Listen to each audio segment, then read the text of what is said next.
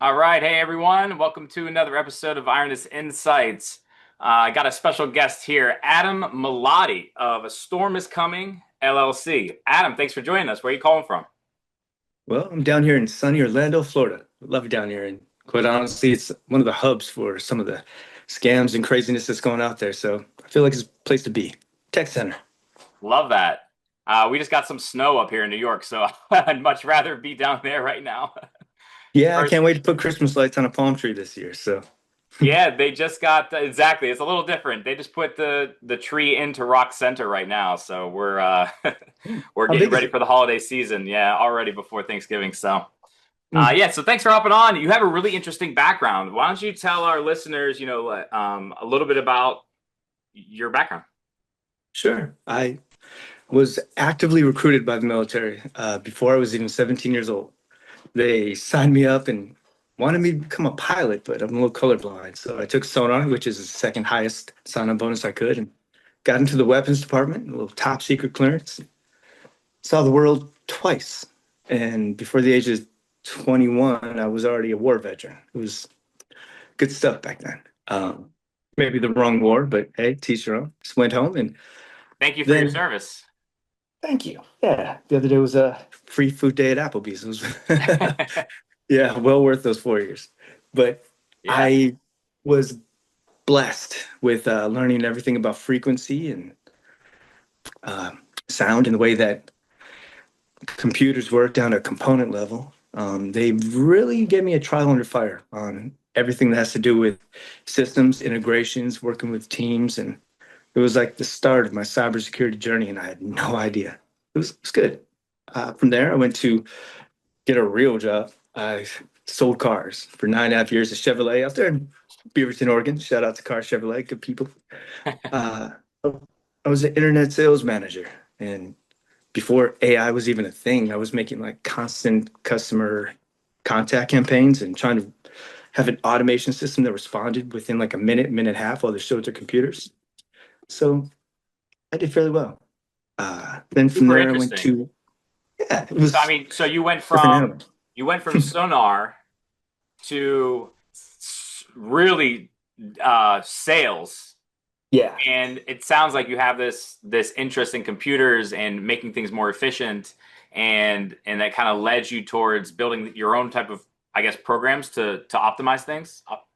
Yeah. After I quit Car Chevrolet on July 4th, 2014, I went to Xfinity and I started selling security back when the apps were starting to come out. And Yeah. I realized Xfinity, bless their hearts, weren't integral with other products. So I would go home and I would tinker with stuff. I started with like Alexa, then I got into like, making my own systems to make things work together. And from there, it was just 4 years later, when in 2022, that I started my own company. A Storm Is Coming LLC. And So tell me, yeah. So tell me, it's such an interesting pivot, and I think it kind of naturally came for you to start your own company if you're building your own stuff, right? So yeah, I what was do tired of you? restrictions. Yeah, right, right. That you can be your own boss now. So what are you guys focusing on right now? Well, the main storefront, you can find things like AI. There's 18 different levels from chatbots, taskbots, agents, super agents. And then it gets a little convoluted with the dynamic, unrestricted, hierarchical, orchestrative, and even a couple swarms available. But my main focus has been cybersecurity. I've always done training. You're in That's the what right the company place. started at. Yeah, hey, welcome. I'm home. This is before the AI even became a thing. I was doing cybersecurity consulting. So Uh, this was kind of like the original thought. I would help people protect their lives. And I was lucky enough to be involved in some nice network admin stuff and some simple little consulting gigs for a while. But then when AI became a big thing, my focus became dead sharp. And the name of the company is The Storm Is Coming. I think that once AI came, like the storm had already started. mm. Like AI just wasn't just defenders, it was helping the attackers. So I recently, about half a year, 8 months ago, I guess, created HiHat, which like the sound of a drum. is a combination of a red and a blue team hacker team done by AI. And yes, it is AI, but it's human in the loop. I believe in provenance and governance above all else because if you kind of let them go, it seems a little sketchy still. And this is something that Cisco was like warning us about a year ago, and it's definitely here. These guys are out there doing like 24/7 attacks, and they're using the old school stuff, phishing attacks, but it's not just like the phishing attacks where it's just mass shotgun. It's now personalized and synthetic.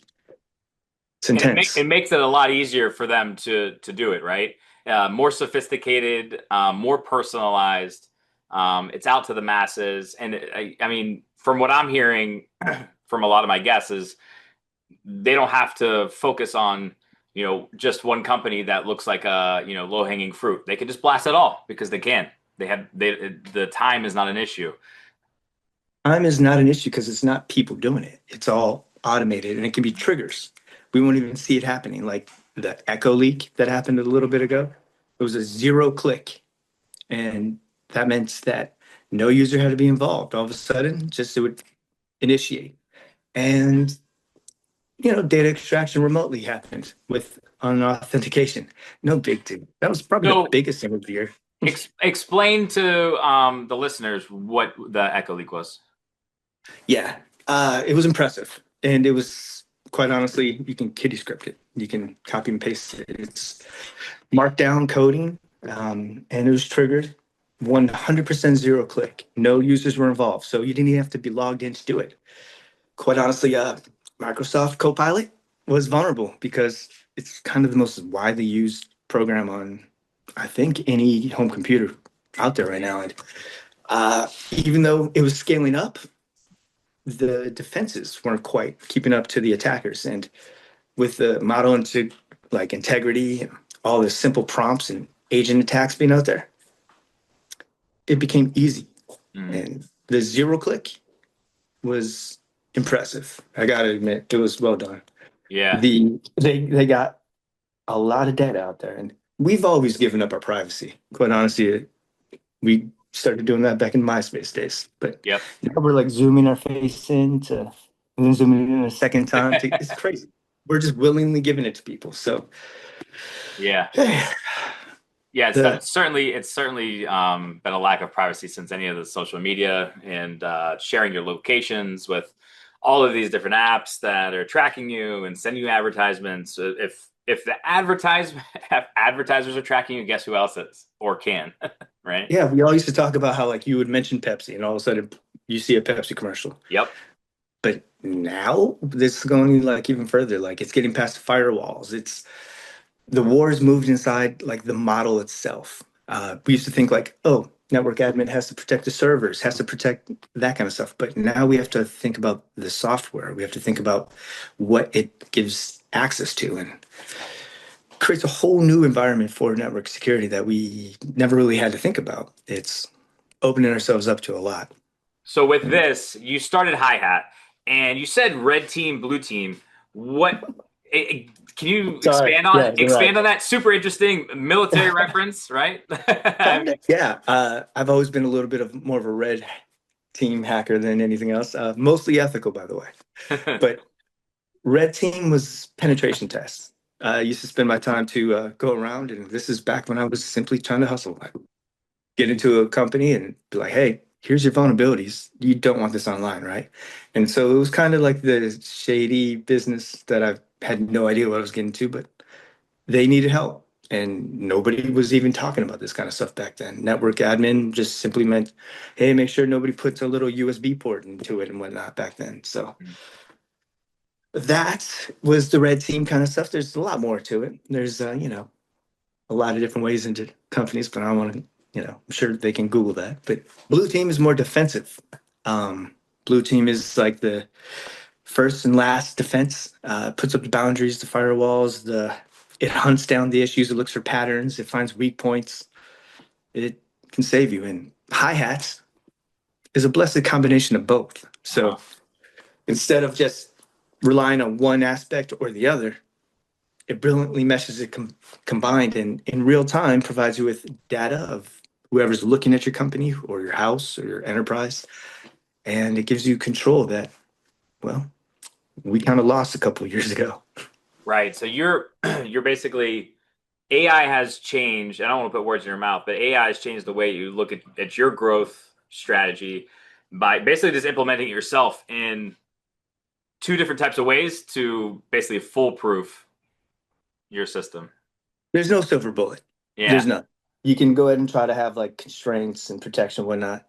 And, those work to a point, but then they're just going to find a new way. So these werewolves out there, they're going to do whatever they can to try to get through, and they're not going to stop. They're literally testing the LLM trust boundaries, Mhm. like prompt injections, poisoned prompt injections, sweet malicious attacks. Uh, so a sweet malicious attack, I mentioned earlier, like phishing attacks. Mhm. Earlier, they would just blast out billions. The data collected, have all these emails, all these phone numbers. You get the little text like, "Hey, I'm pregnant and I'm stuck at the hospital," whatever. Now it's, "Hey, this is your grandma and I'm in need of some money," and it's from her phone number, and you're like, "Oh, okay." Yeah. So those are the sweet malicious attacks. It's synthetic relatability. I'm glad I And haven't gotten one of those grandma texts. yeah, no kidding, right? But I mean, I that's hyper just got personalized. this morning. I got Henry Cavill added me as a friend on Facebook and said he was using this as his backup account. I was like, I'm in a Batman, bud. Get out of here. But quite honestly, this is all just AI assistant stuff. It's not really a guy who's pretending to be Henry Cavill. It's an AI automation. And if they can act autonomously, what are our systems that we already gave permission, trusted to do? And what would happen if we lost that control? Well, HiHat, for instance, will let you know instantly if there's any attack. It'll repair the data. It'll give you the control back that they keep threatening to take. So that's just one of the things that I've implemented a couple months ago, but you got to stay vigilant. Human in the loop is crucial. And maybe it's a convergence of both. I was pushing, I have some patents that I'm pushing with the DoD that have specific agent in the loop only specifications, like internet connectivity for 2.6 to 3.5 billion new potential new customers. Mhm. And I thought about releasing it with purely agent in the loop. And I was like, no, that's Skynet. Don't do that. And so I scaled it back and I made sure that it was human in the loop. It's the governance and the provenance that we can put into it. I think is going to matter. And I'm not sure if it's going to lead to some weird little cyborgs coming out in the next couple of generations, but you've seen these iPad kids. Who knows? Yeah, no, exactly. I mean, it's definitely interesting seeing what is happening next. Now, I mean, how do you adjust? I mean, you don't really know what's coming next. Like, so you just said they'll find another way. So Yeah. what's the way that we can, is it hiring you and then that way you're at least alert, you get these alerts before it's too late? Is there something that companies can do proactively? Is it education? Is it a combination of these? Combination of everything. You mentioned education. Before I give a solution, I want to mention on something that just recently came to light, like Yeah. Anthropic. They did a Hmm. study that on a large data set, just 250 malicious documents inserted into it can, and it doesn't matter on the scale, larger models don't mean safer. It, they create like a malicious environment. They destroy what you were trying to do, and then it can be manipulated from anywhere. Just 250 documents.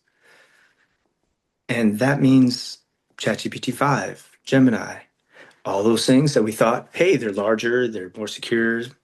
It's not. It can just be just a little bit of work, just a couple copy and paste can destroy a whole system. So education has to be looked at. Who's thinking like, yeah, you're thinking like the USB ports. You're thinking about the the outside hackers. You're thinking of, oh, the other countries, they're trying to get into my stuff. But who's thinking of the training data being poisoned? It's, you got to look at it at different angles and constantly evolve. So, am I the solution? Am I the silver bullet? No, but I can definitely help, and I can definitely keep an eye out. I have reflection. I have foresight. I've contextualized content, and I've given that to a lot of my AI super agents that become expert in defense, experts in attack, experts in repair. But it's not enough, to be honest with you. Hmm. It takes a team and diligence, and you must spend money on a network admin that is worth his salt. If you're a company that has data or has any kind of access to the internet, which is everybody, you have to protect yourself. And if not, you're going to be easy, low hanging fruit. Right. Now, what do you think? What do you think your biggest, I guess, your biggest pain point or your biggest struggle right now, keeping up with this, or is it hiring talent? Is it funding? Is it there's a ton of competition out there when it comes to building this AI stuff, and it's There is. so. I mean, You've I seen LinkedIn. imagine it's tough to get through the noise. I don't know how much of that stuff that I see is accurate. Like, hey, I just made $60,000. I'm making these little da da da. Yeah, LinkedIn is, I think, 80% garbage. I'm not sure. I have no yeah, clue. But model poisoning out there is reducing accuracy of any kind of federated learning that we've done by almost 50%.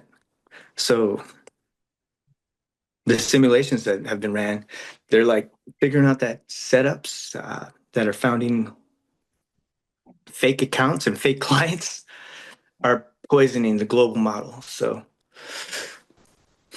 accuracy is significantly reduced in everything that we're doing. The only way to stay diligent on that, quite honestly, is, well, to evolve with them. Uh, about a year ago, I started working with parsers, which wasn't me working with them. It was a tool, a function that AI was given, and it would exponentially go through data millions of times more efficient than we can. yeah. And then they can look for the weak points. They can look for patterns, and it logs everything, which is fantastic. And Mhm. started with applying that to resumes just to help Yeah. people get their jobs matching the job detail more. Yep. Turned it into medical parser, which the VA picked up, bless their heart.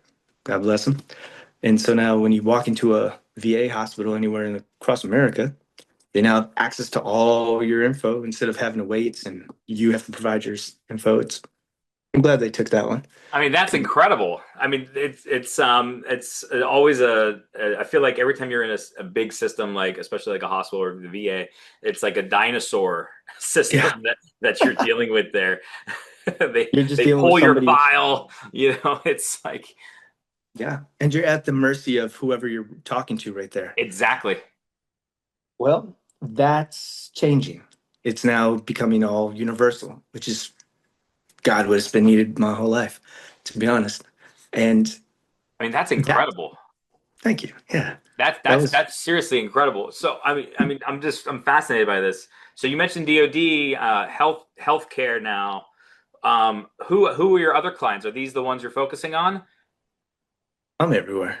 Yeah. I try to not limit myself. Just a simple guy at home protecting his family with Vivint security. I can integrate AI to protect that, to integrate that with his Alexa. Like I said, when I was working for Xfinity, I found out things didn't work together. Hmm. So that's been my specialty of making sure that everything, everywhere you go, everything you pay for, you're getting your money's worth. And it's Yeah. not giving your money away to someone else just because some fake client becomes your like number one adversary and you didn't even know it. I mean, that But makes perfect sense. The healthcare space too. Again, I was just talking to another guest who was explaining to me that segment is targeted probably 200 or 300% more. I mean, obviously you have some juicy data there, right? That was the Um, biggest attack I saw all year long. yeah. Um, that was huge, and I don't know what they're going to do with that data, but you know, they can do anything with it. We're giving away our eye recognition. Honestly, my very first hackathon, I've done 33 of them in the last 4 years. Hackathons are where a company will pay you or offer prizes to go ahead and do something with their products that they couldn't do yet. And the first thing that I ever did 4.5 years ago was eye training, AI vision, and it would Uh-huh. record our movements, the slightest little movements in any kind of direction of our eye. And it will show you where you can move it on the screen. It'll show you what you're looking at when the customer or client is looking away from the screen.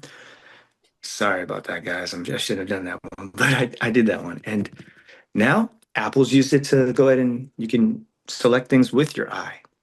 They've taken it further and further. But security, I used to think like back in the 80s, they would have you scan your eye and whatnot. I thought that was the way to go, but it can be so faked, Uh, so easily faked. So they haven't really come up with the right way to fully of personalized chips. We don't want that.